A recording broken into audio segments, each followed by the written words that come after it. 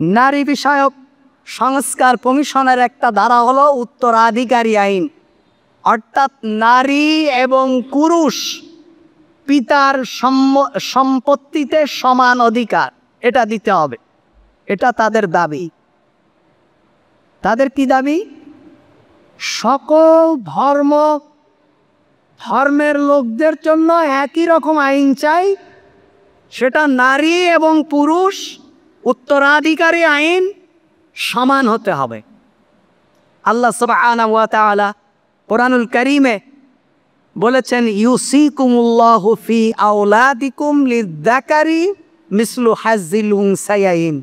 পিতার সম্পত্তিতে একটা ছেলের সমান দুইটা মেয়ে পাবে। এটা কার কথা? বলেন, এটা কার কথা? আল্লাহ তাআলার কথা।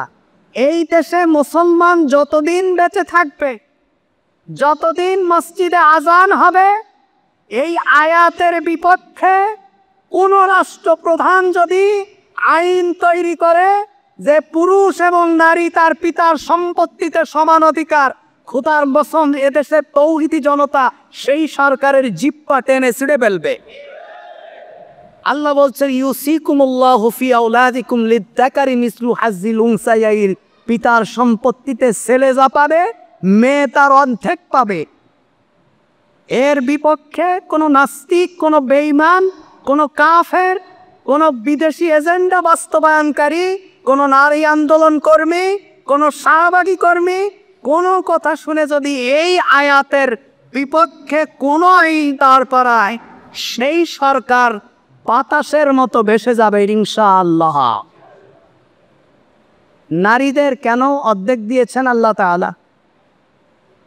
পিতার সম্পত্তিকে পুরুষ যা পেয়েছে নারী তার অর্ধেক পাবে কেন?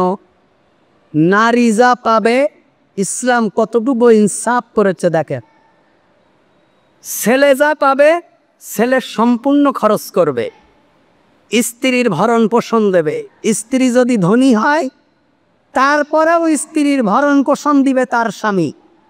স্ত্রী যদি চাকরি করে তার চাকরির টাকার একটা টাকাও যদি সংসারের জন্য খরচ না করে, স্বামী কোনো কিছু বলার অধিকার নেই, কারণ সেটা তার হক। স্ত্রী যেটা কামাই করবে সেটা স্ত্রী, কিন্তু স্বামী যেটা কামাই করবে সেটা স্বামী, স্ত্রী, ছেলে সন্তান সবার। কি বুঝলেন? স্ত্রী যদি ধনী হয় তারপরেও স্ত্রীর ভরণ পোষণ দিবে কে? স্বামী। তাহলে স্বামীর সমস্ত সম্পদ, স্বামীর মহারানার টাকা, স্বামীর পৈতৃক সম্পদ, স্বামীর ব্যক্তিগত সম্পদ যা স্ত্রীর মহারানা টাকা, স্ত্রীর পৈতৃক সম্পত্তির থেকে যা পেল, স্ত্রীর মহারানার টাকা, স্ত্রীর ব্যক্তিগত টাকা, স্ত্রীর চাকরির টাকা, স্ত্রীর ব্যবসার টাকা, সবগুলো স্ত্রীর নিজে। এখানে স্বামীর কোনো হক নেই যতদিন সে বেঁচে থাকবে, স্বামীর কোনো হক নেই। কিন্তু স্বামী যা কামাই করবে তার থেকে স্ত্রী এবং সন্তানের ভরণ পোষণের সবটুকু দায়িত্ব স্বামীকে নিতে হবে, এবং এই দায়িত্ব নিয়েই সে স্ত্রীকে গ্রহণ করেছে। স্ত্রী কতটুকু আল্লাহ তাআলা ইনসাফ করেছে।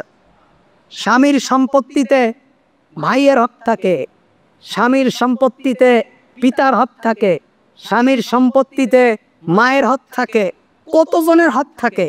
কিন্তু স্ত্রী শুধু কামাই করবে, তার কোনো খরচের পথ নেই।